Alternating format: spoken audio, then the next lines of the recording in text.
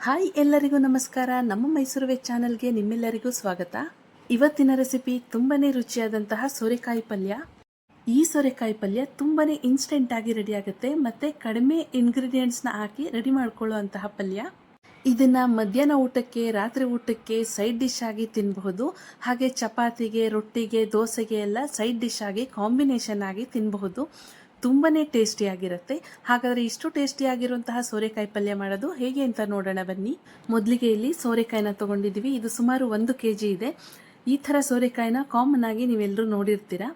ಇದನ್ನು ಚೆನ್ನಾಗಿ ತೊಳೆದು ಇಟ್ಕೊಳ್ಬೇಕು.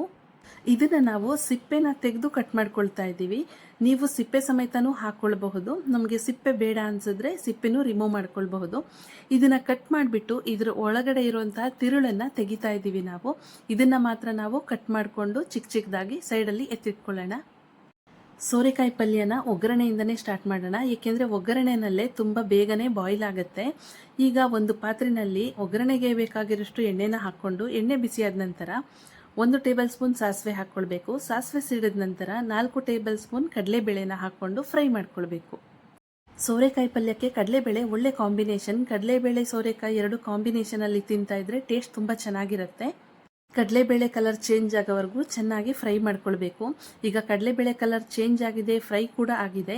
ಇದಕ್ಕೆ ನಾವು ಸ್ವಲ್ಪ ಕರಿಬೇವು ಮತ್ತು ಸ್ವಲ್ಪ ಹಿಂಗನ್ನು ಹಾಕ್ಕೊಂಡು ಮತ್ತೆ 30 ಸೆಕೆಂಡ್ಸ್ ಇದನ್ನು ಫ್ರೈ ಮಾಡ್ಕೊಳ್ತಾ ಇದ್ದೀವಿ. ಈ ಟೈಮ್ನಲ್ಲಿ ಇದಕ್ಕೆ 2 ಸಣ್ಣಗೆ ಹೆಚ್ಚಿದ ಈರುಳ್ಳಿ, 4 ಸಣ್ಣಗೆ ಹೆಚ್ಚಿದ ಹಸಿಮೆಣಸಿನಕಾಯಿನ ಹಾಕ್ಕೊಂಡು ಮತ್ತೆ ಫ್ರೈ ಮಾಡ್ಕೊಳ್ಳೋಣ. ಹಸಿಮೆಣಸಿನಕಾಯಿ, ಈರುಳ್ಳಿ ಎಲ್ಲ ಚೆನ್ನಾಗಿ ಎಣ್ಣೆಯಲ್ಲಿ ಫ್ರೈ ಆಗಬೇಕು. ಮತ್ತು ಈರುಳ್ಳಿ ಕಲರ್ ಎಲ್ಲ ಚೇಂಜ್ ಆಗೋವರೆಗೂ ಫ್ರೈ ಮಾಡ್ಕೊಳ್ಬೇಕು. ಮತ್ತು ಸೋರೆಕಾಯಿ ತಿನ್ನೋದ್ರಿಂದ ಆರೋಗ್ಯಕ್ಕೂ ಕೂಡ ತುಂಬಾ ಒಳ್ಳೆಯದು. ಈಗ ಈರುಳ್ಳಿ ಕಲರ್ ಎಲ್ಲ ಚೇಂಜ್ ಆಗಿದೆ. ಈ ಟೈಮ್ನಲ್ಲಿ ನಾವು ಹೆಚ್ಚಿಟ್ಕೊಂಡಿರುವಂತಹ ಸೋರೆಕಾಯಿನ ಸೇರಿಸ್ಕೊಳ್ತಾ ಇದ್ದೀವಿ. ಸೋರೆಕಾಯಿ ಸೈಜ್ ನೋಡ್ತಾ ಇರ್ಬೋದು ನಾವು ಎಷ್ಟು ಚಿಕ್ಕ ಚಿಕ್ಕದಾಗಿ ಕಟ್ ಮಾಡ್ಕೊಂಡಿದ್ದೀವಿ ಅಂತ. ಈ ಸೈಜಲ್ಲಿ ಕಟ್ ಮಾಡಿಕೊಂಡ್ರೆ ಬೇಗನೆ ಬಾಯ್ಲ್ ಆಗುತ್ತೆ. ಸೋರೆಕಾಯಿನ ಸೇರಿಸ್ಕೊಂಡ್ಮೇಲೆ ಸರಿಯಾಗಿ ಇದನ್ನು ಮಿಕ್ಸ್ ಮಾಡ್ಕೊಳ್ಬೇಕು. ಈಗ ಫ್ರೈ ಮಾಡ್ಕೊಳ್ತಾನೆ ಇದಕ್ಕೆ ರುಚಿಗೆ ತಕ್ಕಷ್ಟು ಉಪ್ಪನ್ನು ಹಾಕ್ಕೊಳ್ಳೋಣ. ಹಾಗೆ 1/4 ಟೇಬಲ್ ಸ್ಪೂನ್ ಅರಿಶಿನ ಪೌಡರನ್ನು ಹಾಕ್ಕೊಂಡು ಫ್ರೈನ ಕಂಟಿನ್ಯೂ ಮಾಡ್ಕೊಳ್ತಾ ಇದ್ದೀವಿ. ಈ ಟೈಮ್ನಲ್ಲಿ ಉಪ್ಪು ಮತ್ತು ಅರಿಶಿನ ಪೌಡರ್ನ ಹಾಕ್ಕೊಂಡು ಫ್ರೈ ಮಾಡ್ಕೊಳ್ಳೋದ್ರಿಂದ ತುಂಬಾ ಬೇಗನೆ ಬಾಯ್ಲ್ ಆಗುತ್ತೆ. ಇದನ್ನು ಮಿಕ್ಸ್ ಮಾಡ್ಕೊಂಡ್ಮೇಲೆ ಇದಕ್ಕೆ ಒಂದು ಪಾನನ್ನು ಮುಚ್ಚಿ 5 ನಿಮಿಷ ಮೀಡಿಯಂ ಫ್ಲೇಮ್ನಲ್ಲೇ ಬೇಯಿಸ್ಕೊಳ್ತಾ ಇದ್ದೀವಿ. ಇದನ್ನು ಫ್ರೈ ಮಾಡ್ಕೊಳ್ಳುವಾಗ ಸೋರೆಕಾಯಿಗೆ ತುಂಬ ಹೈ ಫ್ಲೇಮ್ ಕೊಡೋದು ಬೇಡ, ಮೀಡಿಯಂ ಫ್ಲೇಮ್ನಲ್ಲೇ ಆಗುತ್ತೆ. ಈಗ 5 ನಿಮಿಷ ಆಗಿದೆ. ಪಾನನ್ನು ಓಪನ್ ಮಾಡಿ ತೋರಿಸ್ತಾ ಇದ್ದೀವಿ. ಸೋರೆಕಾಯಿ ಎಲ್ಲ ಚೆನ್ನಾಗಿ ಬಾಯ್ಲ್ ಆಗಿದೆ. ಜಸ್ಟ್ 5 ನಿಮಿಷಕ್ಕೆ ನೋಡ್ತಾ ಇರ್ಬೋದು. ಉಪ್ಪು ಅರಿಶಿನ ಪುಡಿನ ಹಾಕ್ಕೊಂಡಿರೋದ್ರಿಂದ ಎಲ್ಲ ಬಾಯ್ಲ್ ಆಗಿರುತ್ತೆ. ಈಗ ನಾವು ಗ್ಯಾಸನ್ನು ಕಂಪ್ಲೀಟಾಗಿ ಲೋ ಫ್ಲೇಮ್ನಲ್ಲೇ ಇಟ್ಕೊಂಡು ಅರ್ಧ ಹೋಳು ತೆಂಗಿನಕಾಯಿ ತುರಿನ ಸೇರಿಸ್ಕೊಳ್ತಾ ಇದ್ದೀವಿ.